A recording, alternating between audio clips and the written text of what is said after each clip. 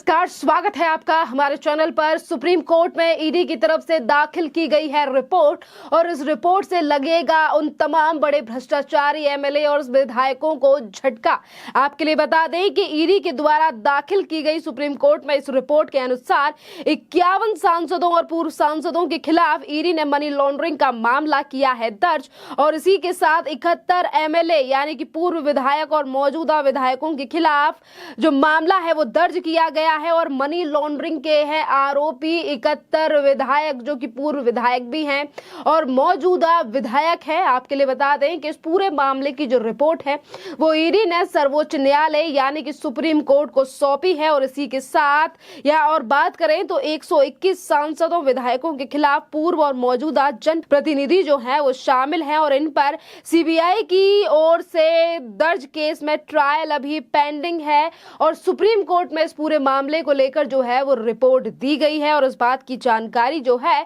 वो supreme court के बड़े वकील अश्विनी उपाध्याय की याचिका पर एमिकस क्यूरी की रिपोर्ट में ये जानकारी दी गई है। जहां एक तरफ 51 सांसद हैं, 71 एमएलए हैं, तो इसी के साथ जहां तमाम नेताओं को लेकर ईडी की तरफ से खुलासा नहीं किया गया है कि ये 71 सांसद और ये जो एमएलए हैं ये किस पार्टी से संबंध रखते हैं, तो इसी के साथ एक और बड़ा खुलासा इस पूरे मामले को लेकर हुआ है कि इसमें मनीष सिसोदिया यानी कि आबकारी नीति में आरोपी दिल्ली के उप मुख्यमंत्री मनीष सिसोदिया और व्यापारी विजय नायर भी आरोपी हैं जो रिपोर्ट सौंपी गई है सुप्रीम कोर्ट में। इसी के साथ अगर हम बात करें यानी कि तमाम राज्यों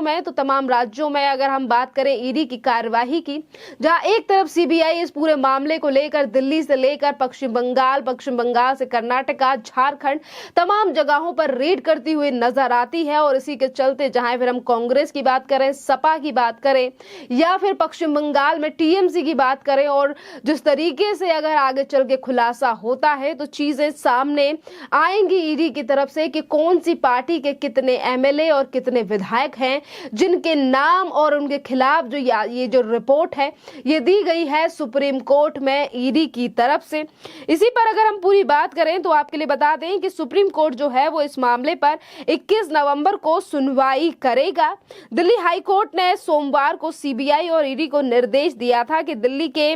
कथित आबकारी घोटाले में जांच के संबंध में प्रेस जारी किए बयानों की विज्ञान प्राप्तियों को पेश करे। मौजूदा और पूर्व सांसद विधायकों के खिलाफ कुल 121 के सीबीआई की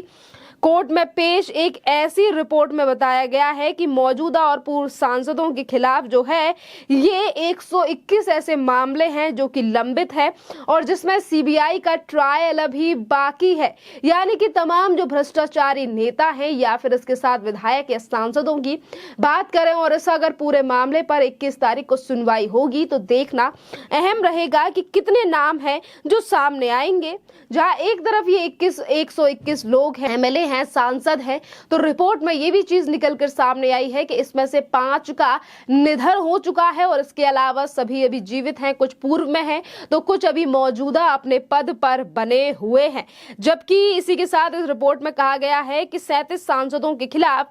सीबीआई की जांच जो है लंबित है। भाजपा नेता ने दायर की ये याचिका सुप्रीम कोर्ट में दोनों जांच एजेंसियों की दाखिल रिपोर्ट जैसे तथ्य में वरिष्ठ वकील विजय हंसरिया द्वारा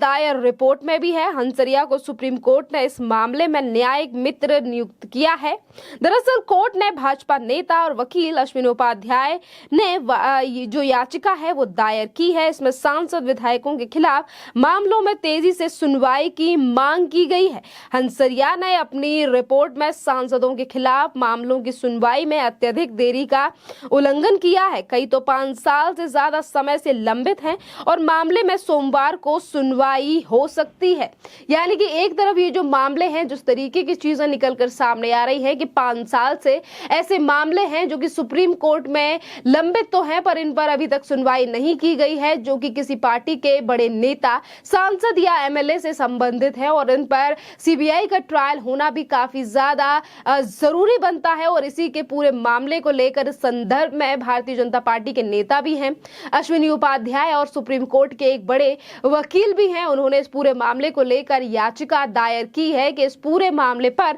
जल्दी से जल्दी सुप्रीम कोर्ट को सुनवाई करनी चाहिए। इसी के साथ सुप्रीम कोर्ट ने ईडी की ओर से दाखिल रिपोर्ट में यह खुलासा किया है कि 51 सांसदों में से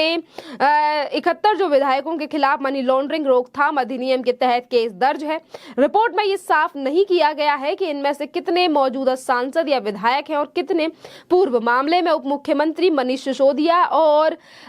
विजय नायर भी शामिल है। अगर मनीष सिसोदिया का नाम सामने आया है, विजय नायर का नाम सामने आया है, तो आपके लिए बता दें कि दिल्ली में आबकारी नीति जो करोड़ों का घोटाला हुआ है, उस पूरे मामले में एक तरफ ईडी भी जांच कर रही है और वहीं सीबीआई के निर्देश भी दिल्ली के उपराज्यपाल वीके सक्सेना की तरफ से दिए गए थे। और इसी पूरे मामले को लेकर जहां एक तरफ मनीष सिसोदिया से पूछताछ कर चुकी है केंद्रीय एजेंसी, तो इससे पहले उनके घर पर छापे मारी भी की गई है और उनके बैंकर यानी कि उनके जो बैंक है उनके लॉकरों की तलाशी भी केंद्रीय एजेंसी की तरफ से ली गई है। देखना अहम रहेगा कि कितने नेता, कितने विधायक किस पार्टी से संबंध रखते हैं, क्योंकि ये जो सवाल है अब लगातार पूछा जा रहा है सोशल मीडिया पर कि आखिरकार इसमें कितने कांग्रेस, कितने टीएमसी, कितने सपा, कितने बीजेपी, कितने शिवसेना और तमाम जो पार्टियां हैं उनकी पार्टियों से कितने नेता और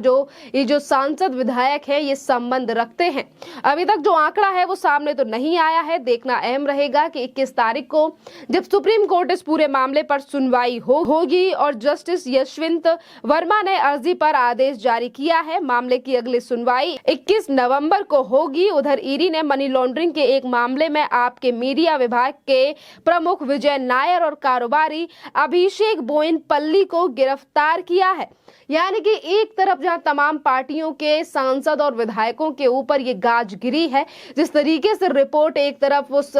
सर्वोच्च न्यायालय में दाखिल की गई है केंद्रीय एजेंसी ईडी की तरफ से, वहीं दूसरी तरफ याचिका लगाई गई है कि इन पूरे मामलों को लेकर जो तमाम 121 विधायक और सांसदों के ऊपर जो मामले पेंडिंग है इन पर सुनवाई होनी चाहिए। तो वहीं दूसरी तरफ दिल्ली में आम आदमी पार्टी की सरकार में हुए घोटाले को लेकर ईडी लगातार गिरफ्तारी करती हुई